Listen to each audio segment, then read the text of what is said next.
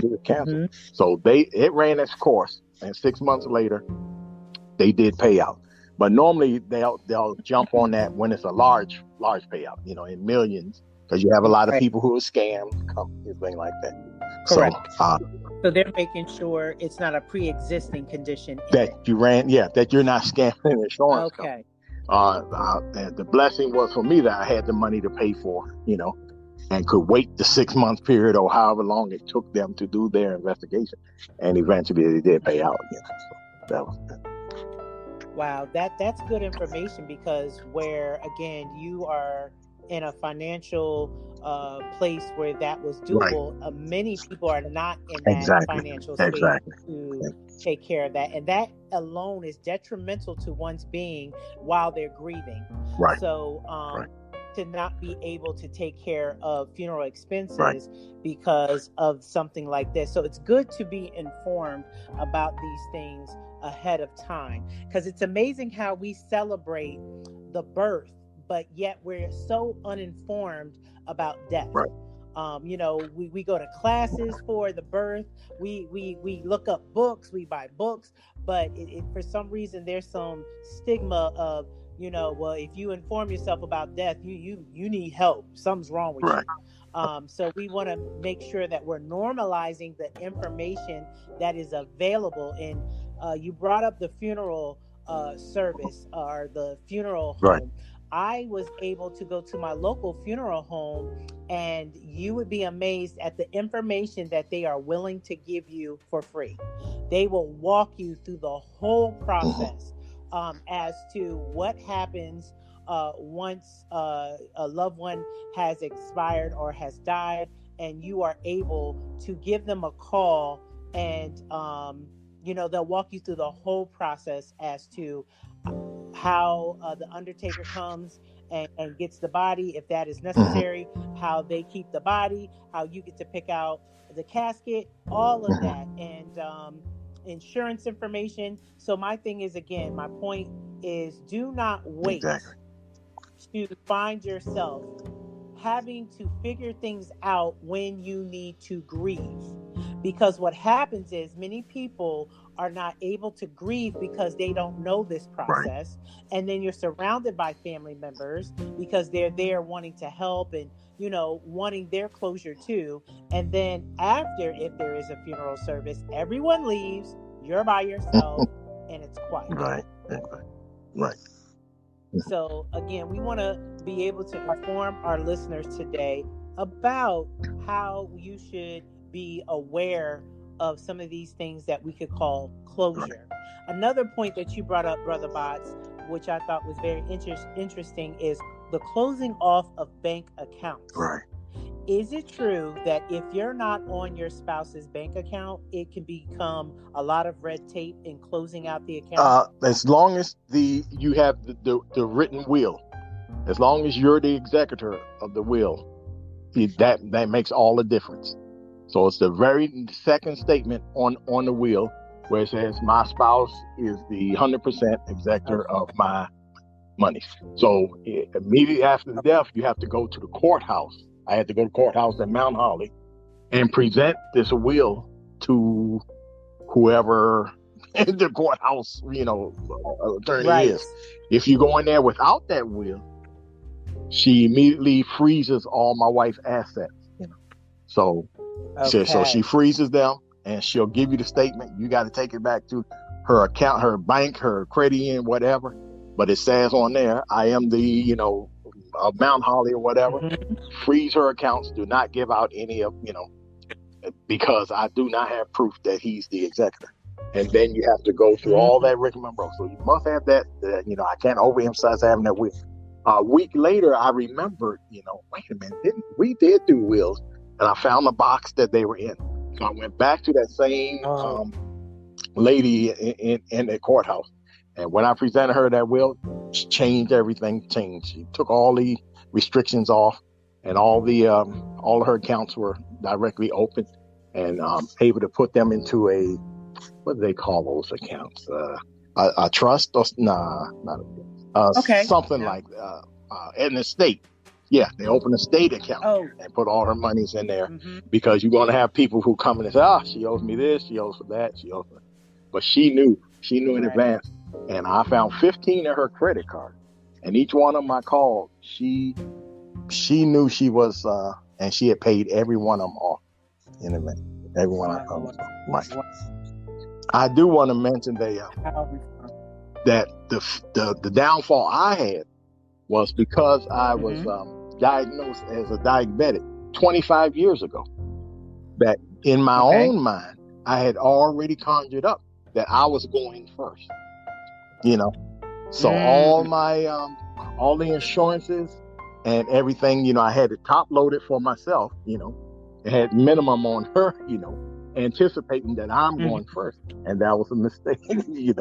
And so everything I'm telling all the men now, don't just assume, because you have pre-existing that you're not God. Only God knows how it's done that way. So I had everything set up, anticipating I'm going to leave. She's going to be able to pay this off, do that, pay that, do that, and she left work. Amen. Mm-hmm. So, what about closing cell phone, like turning in the cell phones and social media? Yeah, the social media, Facebook. If you call them, I had to call them and then send a copy of the death, and they were very gracious about it then. The hardest part I had was she had, let me see, I can't even keep track. She had so many charities that she sent. And this guy, who is it? I can see his face. He's still sending things out, 3.5, we've written letters to him and asked him, hey, Stanley, Charles Stanley. Yeah. So, his place is still sending out, Ms. Bodge, you helped us in the past. I keep trying to tell them, listen, we've written. So I think they finally caught on 2.5 years later and stopped sending, to them. But we're still getting mail, to her from all these different charities that she supported in the past. And that's just something you deal with. Right. So outstanding that, again, you could still be giving even though you're not physically there. Your life witness and life testament still speaks volumes even though you're no longer physically here on the earth. So our choices truly matter. The things that we do in life truly matter. When it came to the cell phone, how did the carrier? I physically went into Verizon. At the time, we weren't in the pandemic. Yeah, right. So I physically went in with her phone, and they deactivated everything right then. Right. Yeah. Oh, okay. So they were able to help. They didn't question or anything. That's good. They took me for it. So. Yeah, because I know sometimes we password a lot of things, our phones, our laptops, and things like that. Like recently, a family member got into an accident, and he said that a Good Samaritan took his phone and called his girlfriend. And I was thinking in my head, wow, it's a good thing that you were conscious, because if you were unconscious, how would they know the password to get into your phone to contact your loved one? So did you run into any problems as far as things being password protected? No. She had a little book with all her passwords and every credit card and everything. She had it in I still have the book. Right. Yeah. So she had written down all her passwords, and so That's awesome. That is awesome. So again, a word of wisdom to couples and people in relationships: you can't be so private that they don't have that information, especially if it becomes a necessity to have. Now, credit cards want proof. You have to send a death certificate or a copy of the death certificate before they'll close out her credit card accounts and things like that. You have to prove that she is. Right. Absolutely. You also touched on in the beginning of when you were sharing with us about something very powerful. You said, not only did I have to realize that, I'm grieving one way and I'm processing my Hmm. grief one way, but I have to respect how others Exactly. are grieving, even though they may have a lot to say about Right. my process. I'm learning not to say anything about Right. their Right. process. Could you talk a little bit more about that? Because that's deep, and that's something very important that I don't think a lot of us take the time to think about. Because many people will complain about so and so wasn't there, and I'm mad at this person because they didn't Right. do this. And this might be freeing information to them to understand that we all grieve Hmm. differently, and in the midst of your grief, to have understanding for someone Right. else's grief. If that is not the heart of Right. God, my Lord, that's that that's Right. that's love. So tell us more about that. One thing I read about was grief for us, who are saved, in our faith. It's because we have that new heart and a heart that loves so deeply. Therefore, grief hits us Yes. harder, because we love harder. Mhm. So, but I had to realize that, I was getting a little upset with, getting calls from, well, you need to do this. Why would you give her this away, and why are you giving her clothes away? And I'm like, because I'm the husband, Mhm. and that's the way I choose, But then I had to realize that Right. they don't grieve the way I do. My way of handling the grief was, Right. starting a new life, starting a new this, getting a new that, and I'm still Mhm. 2.5 years later, I'm still finding things in the house that belong to her. Matter of fact, I found 3 dresses now. I'm put in cleaners and give to you to give away in Cherry Hill, Wow. down in Camden where you did outreach.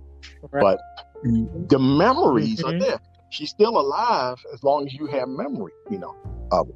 So you're not Mhm. getting rid of her, She's gone on to glory. Her soul, Mm. her spirit is gone. But as long as you're alive Right. and have active memory of it, she's still alive, in your mind. Right. So, but that's but don't just as Mhm. much as I don't want anyone stepping on my way of grieving, I have to be conscious not to step on your way of grieving, So That's awesome. Awesome. Good point. And I do know another nugget to put here for our listeners would be this: communicate with your spouse, because just as Brother Bernard was talking about, he was thinking he would be the first to go, but right. only God knows. We're to live today as if today is our last. So you should be talking to your spouse about, hey, if I was to die, these are my wishes.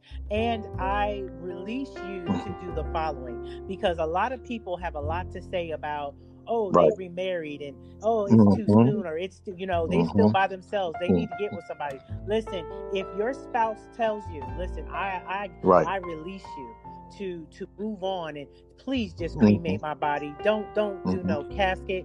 Don't listen. People can say what they have to say about their decision, but your peace will come from knowing your loved Right. one's wishes. Okay, you can't make everybody happy, but if you have the will of your loved one and what they would have wanted and how they want it done, that is going to be your anchor of peace in the midst of all. And we did discuss, a scenario. If I go for it, here's what, and she only gave me one person, one young lady that we knew, that she said, you better not marry her. Anyone else. That was, but I'm saying after 47 years of being, with someone and growing and, and learning, you get to know each other inside out, backward, forward, and things like that. And then somebody called me, a young lady that I respect, and she said, oh, well, welcome to your new norm. In other words, she was saying the singleness. I was saying to myself, I don't know that single is my norm. I'm used to, being married. Right. I'm used to talking to somebody and sharing and all like that. So I refuse to accept that as my norm. And we had discussed, remarrying. And so that's what I did. And of course, you upset some folks. But, you married too soon. The other one is not your business. I just point to my shoes. Hey, you like to wear my shoes? You like to be in my shoes? Right. Then you can comment. Otherwise, you can stay out. So. So that is, again, thank you